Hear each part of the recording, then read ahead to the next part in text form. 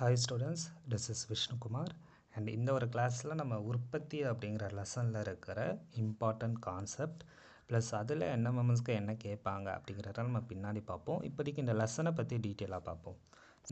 First உற்பத்தி அப்படின்னு எடுக்கிறப்ப ஒரு பொருளை எப்படி நம்ம உற்பத்தி செய்யலாம் அப்படிங்கிறது முதல்ல நம்ம இதுலேருந்து தெரிஞ்சுக்கிறோம். ஸோ அதனால் அந்த உற்பத்தியோட பொருளை நம்ம ஃபஸ்ட்டு புரிஞ்சுக்கணும், மீனிங்கை புரிஞ்சுக்கணும், அப்புறம் உற்பத்தியோட வகைகளை புரிஞ்சுக்கணும், அப்புறம் உற்பத்தியோட காரணிகளை தெரிஞ்சுக்கணும், அப்புறம் அதோட சிறப்பியல்புகள். நமக்கு 4 பாயிண்டில் இந்த லெசனை வந்து படிக்கணும், சரிங்களா? அண்ட் இதை உள்ளார போகிறதுக்கு முன்னாடி நம்ம இந்த பிக்சர்லேருந்து இதை ஆரம்பிக்கலாம். இங்கே பாருங்கள், கரும்புல இருந்து சர்க்கரை வந்து எப்படி தயாரிக்கலாம் அப்படிங்கிற மாதிரி இவங்க ஒரு கான்வர்சேஷன் வைக்கிறாங்க. இதை நீங்கள் படிச்சுக்கோங்க. இப்போ நம்ம இதையே எக்ஸாம்பிளுக்கு எடுத்துக்கலாம், சரிங்களா? இங்கே பாருங்கள், கரும்பு, ஓகேவா? இப்போ நம்ம கரும்பை எடுக்கிறப்ப கரும்புங்கிறது நம்ம பூமியில் இருந்து தானே வருது, கரெக்டாக? கரும்புங்கிறது நம்ம பூமியில் விளைவிக்கிறோம், பூமியில் விளைவிக்கிறனால கரும்பு வருது. அப்போ எது எதெல்லாம் பூமியிலேருந்து எடுக்கிறோமோ அதெல்லாம் முதன்மை துறை, புரியுதுங்களா? அப்போ பூமியிலேருந்து எடுக்கிறது முதன்மை துறை. அப்புறம் அந்த கரும்பை நம்ம ஆலைகளுக்கு அனுப்பி அங்கே வந்து ஒரு சில ப்ராசஸிங்கை நம்ம செய்ய வச்சு கரும்பை சர்க்கரையாக மாற்றுறோம், கரெக்டாக? கரும்பை வந்து நம்ம என்னவா மாற்றுறோம்? சர்க்கரையாக மாற்றுறோம்.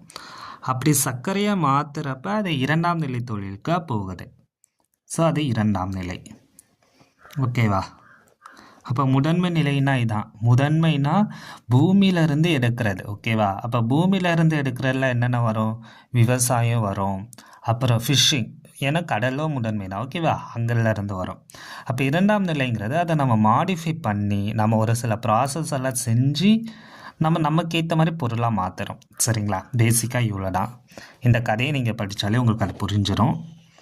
இவ்வளோ தான் இந்த லெசனு, சரிங்களா? அண்டு இதை தான் இவங்க மொத்தமாக இவ்வளோ டீட்டெயில்டாக இவங்க சொல்லியிருக்காங்க, அதை பார்த்துக்கோங்க. அண்ட் இங்கே பாருங்கள், 3ஆம் நிலைத்துறை அப்படின்னா என்னென்னு இவங்க எக்ஸாம்பிள் கொடுக்குறாங்க. என்ன அப்படின்னா, இப்போ இந்த சர்க்கரையை நம்ம மாற்றிக்கிட்டே என்ன பண்ணணும்? மக்களுக்கு விற்கணும்ல. அப்போ விற்கிறதுக்குற சேவைத்துறை இருக்குது. அப்போ சேவைனா என்ன? லைக் அதையே இங்கே கொடுத்துருப்பாங்க பாருங்கள். சேவை அப்படிங்கிறது என்ன அப்படின்னா, நம்மளோட தேவைகளை நிறைவேற்றணும். ஏன்னா நமக்கு சர்க்கரை தேவை, கரெக்டாக? ஏன் சர்க்கரை தேவை? டீயில் போட்டு குடிக்கலாம், அது நம்மளோட யூசேஜுக்கு தேவை. அப்போ 3ஆம் நிலைத்துறை அப்படிங்கிறது என்னென்னா சேவைத்துறை. ஸோ இவ்வளோ தான் இந்த லெசனே. அண்ட் இதை நம்ம கொஞ்சம் டீட்டெயில்டாகவே பார்க்கலாம். அப்போ ஃபஸ்ட்டு உற்பத்தியோட மீனிங் வந்து நம்ம தெரிஞ்சுக்கணும், சரிங்களா? அப்போ இங்கே கொடுத்துருக்காங்களா, நுகர்வோரின் பயன்பாட்டுக்காக மூலப்பொருளையும் மூலப்பொருள் அல்லாதவற்றையும் ஒன்றிணைத்து ஒரு பொருளை உருவாக்குவது. அதாவது மூலப்பொருளும் தேவை, மூலப்பொருள் இல்லாத மற்றதையும் ஒன்றா சேர்த்து நம்ம ஒரு பொருளை உருவாக்குறோம். அவ்வளோதான் பேசிக்காக. இது நீங்கள் சும்மா படித்து வச்சுக்கோங்க. அதுக்கப்புறம் பயன்பாடு. ஸோ நம்ம ஒரு பொருளை பயன்படுத்துகிறோம்ல, அதை பொறுத்து இதை எப்படி வந்து நம்ம வகையாக பிரிக்கலாம் அப்படின்னு நம்ம பார்க்க போகிறோம். ஃபஸ்ட்டு வடிவ பயன்பாடு அப்படின்னா என்ன அப்படின்னா, ஒரு பொருளோட வடிவத்தை மாற்றுறப்ப அது நமக்கு நிறைய பயன்படும், சரிங்களா? அதுக்கு எக்ஸாம்பிள் என்னென்னா, இங்கே பருத்தி கொடுத்துருக்காங்க. அந்த பருத்தியை நம்ம வந்து ஒரு சில ப்ராசஸிங் பண்ணுறதுனால ஆடையாக உருவாக்குறப்ப நமக்கு அது யூஸ் ஆகுதா? அதே மாதிரி இடப்பயன்பாடு, ஒரு பொருள் வந்து இன்னொரு இடத்துக்கு கொண்டு போகிறனால அது நமக்கு நிறைய பயன்படுது, அவ்வளோதான்.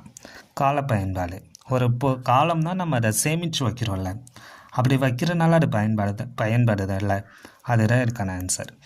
ஸோ அப்போ இந்த 3மே ரொம்ப பேசிக் டெஃபினேஷனாக, இதை நீங்கள் இந்த அளவுக்கு புரிஞ்சுக்கிட்டாலே போடும். இதுக்கப்புறம் ஸோ அதுதான் இங்கே கொடுத்துருப்பாங்க. பயன்பாட்டை இயல்பை பொறுத்து வடிவ பயன்பாடு, இடப்பயன்பாடு, கால பயன்பாடுன்னு வகைப்படுத்தலாம்.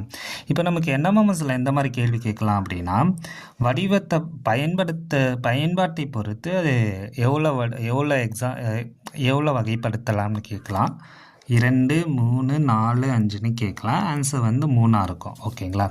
ஸோ இந்த மாதிரி நம்ம என்எம்எம்எஸ்ல ஒரு சில கேள்விகளை எக்ஸ்பெக்ட் பண்ணலாம். அதே மாதிரி இந்த உங்களுக்கு தெரியுமால பாருங்கள், இந்தியா வந்து கலப்பு பொருளாதார நிலையில் இருக்குது. அதாவது இங்கே தனியார் துறையிலும் இருக்குது, பொதுத்துறையும் இருக்குது, அரசாங்கமும் இருக்குது, ப்ரைவேட்டும் இருக்குது அப்படின்னு சொல்லியிருக்காங்க. இந்த பாக்ஸ் நமக்கு இம்பார்ட்டன்ட், சரிங்களா? அண்ட் அப்புறம் உற்பத்தியோட வகைகள். இப்போ நம்ம அங்கே பார்த்தோம்ல, அவ்வளோதான். முதன்மைத்துறைனா பூமியிலிருந்து எடுக்கிறது. 2ஆம் நிலைத்துறை அப்படின்னா அதை வந்து நம்ம ஒரு சில பொருளாக மாற்ற ஒரு சில தொழில் நம்ம ஒரு சில தொழில் துறைன்னு சொல்லுவாங்க அப்படின்னா அந்த பொருளை எப்படி நம்ம மாற்றி நம்ம பயன்படுத்திக்கிறோம், அது 2ஆம் நிலை. 3ஆம் நிலைங்கிறது சேவை. ஓகேவா, அதாவது மக்களுக்கு சேவை செய்கிற துறை. ஓகேங்களா. அப்போ ஃபஸ்ட்டு முதன்மை துறை அப்படின்னா இயற்கை பொருள். ஓகேவா, இயற்கையாக கிடைக்கும் பொருள்கள், அதை தான் நம்ம பூமியிலேருந்து எடுக்கிற பொருள் நம்ம சொல்லிட்டோம். ஓகே, இதுக்கான எக்ஸாம்பிள்ஸ் வேளாண், காடு வளர்ப்பு, மீன் பிடித்தல், சுரங்கத் தொழில், எண்ணெய் வளங்கள். ஓகேங்களா. அண்ட் 2ஆம் நிலைத்துறைக்கு வருவோம். 2ஆம் நிலை தொழிலை பொறுத்தளவுக்கு அந்த முதன்மை நிலையிலிருந்து கிடைச்ச பொருளை பயன்படுத்தி 2ஆம் நிலை தொழிலில் வந்து 2ஆம் நிலை, அதாவது புதிய பொருளை உற்பத்தி செய்கிறது. சரிங்களா. இதுக்கான எக்ஸாம்பிள்ஸ் இங்கே கொடுத்துருக்காங்களா, அதாவது இதை தொழில்துறைன்னு சொல்லுவாங்க. ஏன்னா இங்கே வந்து நம்ம தொழில் செய்கிறோம், அதாவது ட்ரெஸ்ஸை தயாரிக்கிறது, ரசாயன பொருட்கள் தயாரிக்கிறது, பொறியியல், வீடை கட்டுறது, கட்டுமான பணிகள், வாகனங்கள். ஓகேவா, ஸோ இதை பயன்படுத்துறது. ஓகேங்களா. அண்ட் 3ஆம் நிலையை பொறுத்தளவுக்கு நம்ம ஆசிரியர்கள், மருத்துவர்கள். ஓகேவா, அதாவது சேவை செய்கிற துறை. இது இல்லாமல் நம்ம வங்கி, காப்பீடு, கல்வி, பாதுகாப்புலாம் சேவைத்துறைக்கு எடுத்துக்காட்டு. அப்போ பூமியிலேருந்து ஒரு பொருளை நம்ம உற்பத்தி டைரெக்டாக எடுக்கிறது வந்து முதன்மை நிலைத்துறை. அந்த பொருளை நம்ம ஒரு சில ப்ராசஸிங் மூலிமா மாற்றுறது 2ஆம் நிலை. 3ஆம் நிலைங்கிறது இவங்க 2 பேருக்குமே நம்ம செய்கிற சேவை. ஓகேவா. ஸோ அதுக்கான எக்ஸாம்பிள் இங்கே கொடுத்துருப்பாங்க. என்ன கொடுத்துருப்பாங்க அப்படின்னா பருத்தி. ஓகேவா, பருத்தி அப்படிங்கிறது என்ன அப்படின்னா முதன்மை. ஏன்னா பூமியிலேருந்து பருத்தியை டைரெக்டாக நம்ம எடுக்கிறோம். ஓகேங்களா. அதை வச்சு நம்ம 2ஆம் நிலையில் வந்து ஆடையை வந்து செய்கிறோம், அதாவது ட்ரெஸ்ஸை செய்கிறோம். அதே மாதிரி இரும்பு தாதுங்கிறது முதன்மை துறை. ஏன்னா பூமியிலேருந்து இரும்பு எடுக்கிறாங்க. அப்படி எடுத்ததை வந்து ஆலை மூலயமா பொருளை உற்பத்தி செய்கிறாங்க. புரியுதுங்களா. அப்போ இவ்வளோட இது. இப்போ நம்ம இங்கிலீஷ் மீடியத்தை பார்க்கலாம். ஸோ இங்கிலீஷ் மீடியத்துலேயே இதுனா ஃபஸ்ட்டு மீனிங் தேவை. அதே மாதிரி primary production, secondary production, territory production. சரிங்களா. இந்த ஃபேக்டர்ஸை அடுத்த கிளாஸில் பார்க்கலாம். அண்ட் இப்போ ப்ரொடக்ஷனுக்கு இங்கே வந்து நம்ம ஒரு பொருளை ப்ரொடியூஸ் பண்ணுறோம், உற்பத்தி செய்கிறோம், அந்த பொருளை கன்சப்ஷன் நுகரும். சரிங்களா.